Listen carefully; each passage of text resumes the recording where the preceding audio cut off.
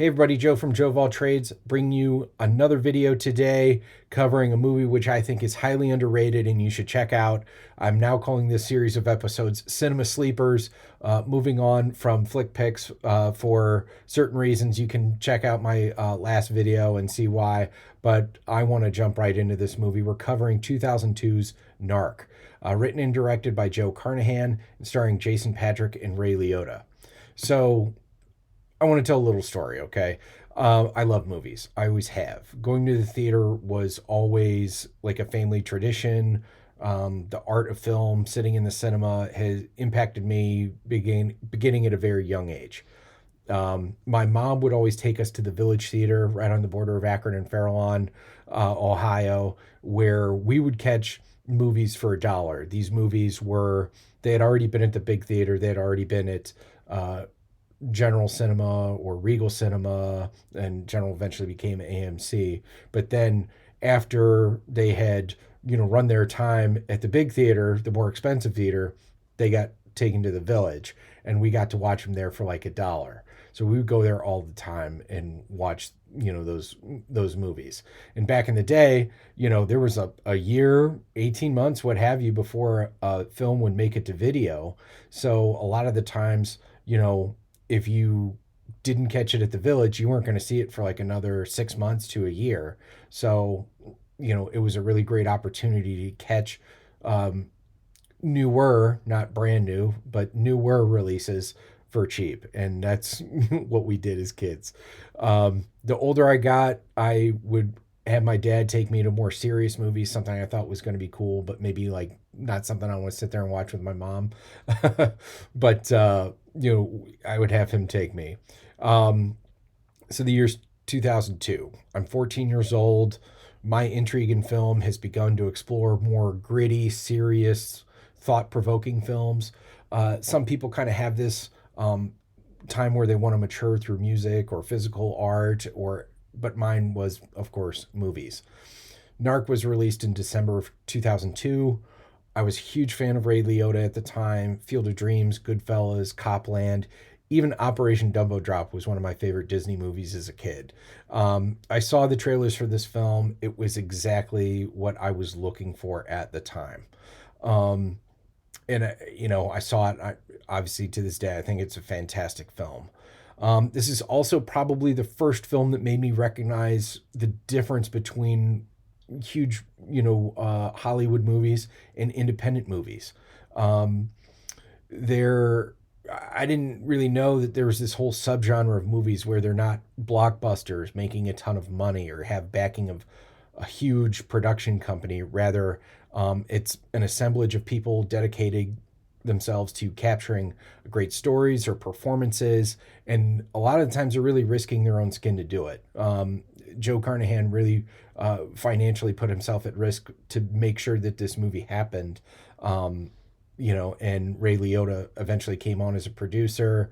And when the movie was distributed by Paramount Pictures, but the movie had already been made, the risk was already out there, and Tom Cruise actually saw the film and thought it was so great that he convinced Paramount Pictures to distribute it. So I think that's probably why the movie made the amount of money that it did. The box office was like 6 million, and it made double that. It made 12 million. I don't think if it wasn't for people within the industry who had pull, I don't think that this movie gets even its money back. And but it's a phenomenal film. I highly recommend checking it out. So I want to jump a little bit further into it. He said it was written and directed by Joe Carnahan. He has experience as writer, director, and producer. Some other films he wrote and directed: Smokin' Aces, The A Team, The Gray, and then just released. I'm shooting this on Sunday, January 18th, 2026. On Friday, January 16th, Netflix dropped The Rip, starring Matt Damon, Ben Affleck, Stephen Yeun, and Kyle Chandler. I just got done watching it this morning. It's awesome.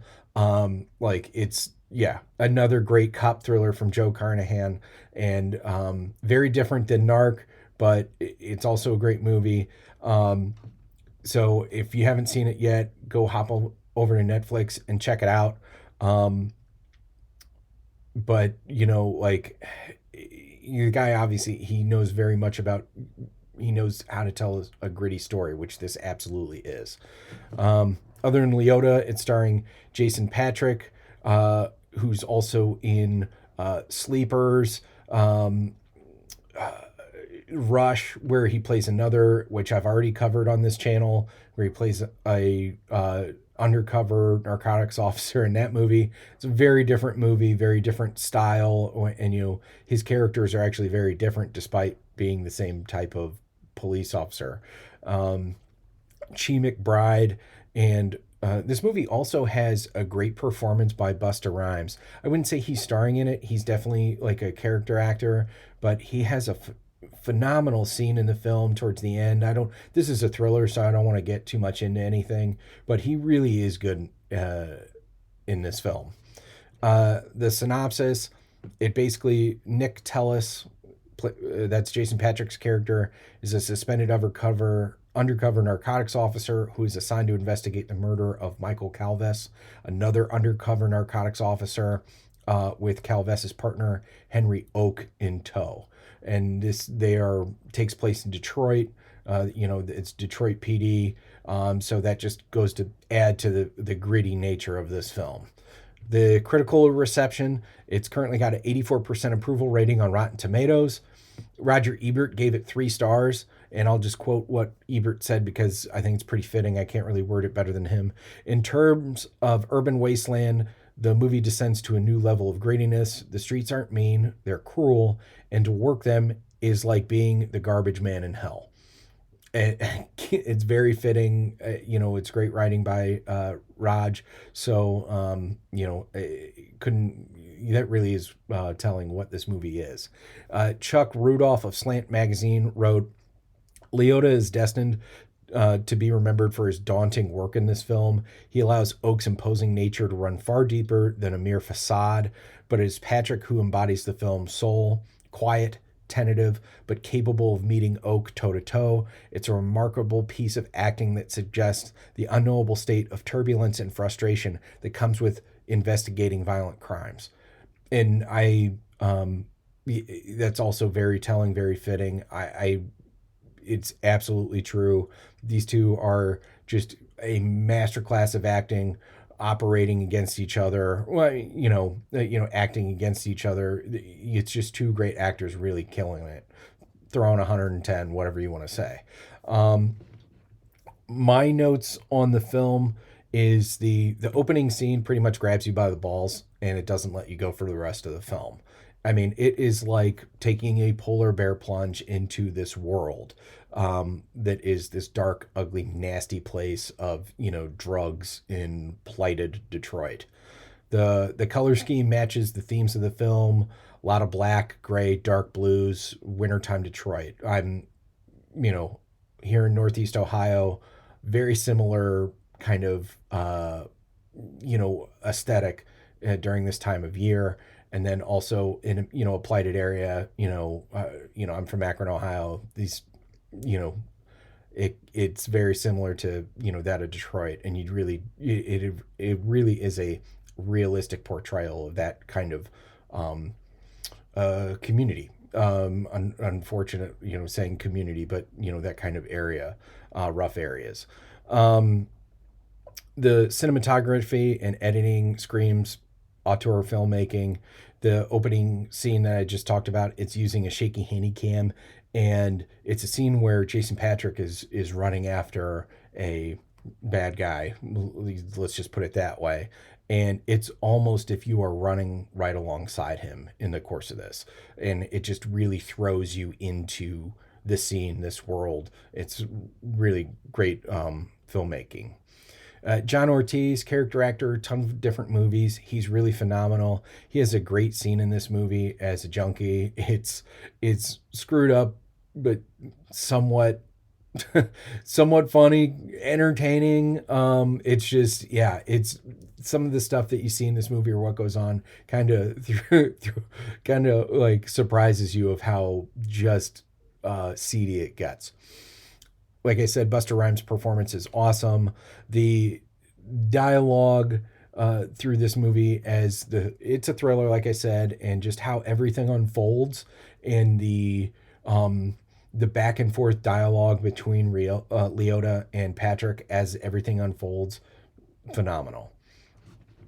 Some nitpicks that I have for the film. There's a montage during like Patric and Liotta are conducting shakedowns using, and the filmmaker used like split screens, and it was kind of a popular editing tool at the time. I just like there's four different screens and kind of the same things are going on, but kind of not. If you want to go back and rewind it and watch each individual screen, I'm probably going to do that at some point. But just rewatching this for the first time in a little while, I felt anxious trying to catch each of the action, or the action in each of the screens. It's not my nitpick, but there has been some critique of the film is that Patric and Liotta have played very similar characters before. They're not typecast. They're well beyond in their skill to be typecast, and I don't really give a shit. Um, I mean, they're just great actors telling a really dark, gritty story, and they're both really good at it. So why not have them do it? Um, like I said before, Jason Patric's character in Rush, which was from 1991, already covered by the channel, vastly different from Narc, even though they're both undercover narcotics officers. Ray Liotta can have moments in any movie where he delivers like a soft spoken, endearing set of dialogue, but also on the other side of the coin or other side of the spectrum, he can deliver like a jeering, yelling, critical attack on the actions of another character. He has a way with words that can cut through another character's like reasoning or logic to where, like, of course, maybe someone thought that this is a good idea. Ray Liotta's a really good at cutting through that and saying maybe it wasn't such a good idea. Um, in other than Field of Dreams, I think I've seen in each of every Liotta movie, like he does that. He has this soft moment and then also this kind of yelling, logical reasoning type moment. Um, yeah, it's to me, it's not a Nitpick. It's how he acts. He's great. I don't really, it doesn't bother me. Um, they're speaking on this. There's a conversation the two have in a car when they begin to talk wives, and it kind of goes in another direction. But it's another great scene for Liotta in a library of great scenes. And to be honest, personally speaking, other than Goodfellas, I think that this is my favorite Ray Liotta performance. I love Field of Dreams. It's probably in my top five films of all time, but that's not really. I wouldn't him playing Shoeless Joe is. It's more so a I don't want to say an ancillary character, but it's a very different character than what Ray Liotta typically does. And like I think what Ray Liotta has to offer to the art of filmmaking is best seen in this movie other than Goodfellas. So the movie is currently it's not streaming on anything for free. However, it regularly makes the rounds on streaming services. So right now you would have to rent it on Amazon, YouTube, Apple TV, whatever. I watched it yesterday. I do have a DVD copy, and sometimes it's just easier to rent things, even when you already have a physical copy of the DVD. Um, you know, but it was $4.99 to buy instead of $3.99 to rent. So I just bought it. I'm gonna rewatch this. I'll rewatch it on a computer or on my phone, somewhere where I don't need a DVD player, which I have a PlayStation. I don't even have a DVD player, and a lot of people don't even have DVD players anymore. So I can watch it wherever I want, and it was worth the $5. So check this movie out. And I would say go ahead and head over to Netflix and watch The Rip. After, if you want to get more Joe Carnahan, and really, this is really a great film. It's always stuck with me as something that really opened my eyes to, independent filmmaking and how good they can really be without making a ton of money, and be on the search for these small films. That's really, it started, kind of lit a fire under me to do that. And I've done it, you know, I'm 37 years old. I started doing it was when I was 14. So, and I've always enjoyed that, finding these diamonds in the rough. So go ahead, watch this film. If, let me know how you like it in the comment section below. If you want to recommend another movie for me to cover on Cinema Sleepers, go ahead and do that in the comment section below. Please like, comment, share, subscribe. You can find us on YouTube, Spotify, Instagram. And if you want to help the channel out, go ahead and head over on to Patreon. I would really appreciate that. And happy watching, and cheers.